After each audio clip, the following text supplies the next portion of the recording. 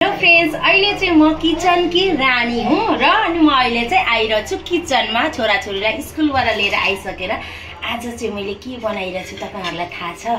आज चाहिँ गाइस मैले बनाइरहेछु, हेर्नुहोस् त के होला यो, अनि तपाईहरुलाई चाहिँ के कस्तो लाग्छ भन्नु होला।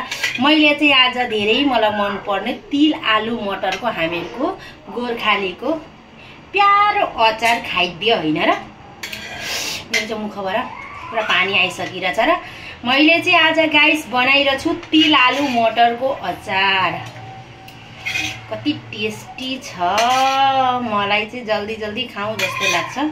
मेरो चाहिँ यो फेभरेट हो गोर्खाली तिलको अचार हैन, नेपाली भन्छन् तिल आलु मटरको अचार बनाएको छ।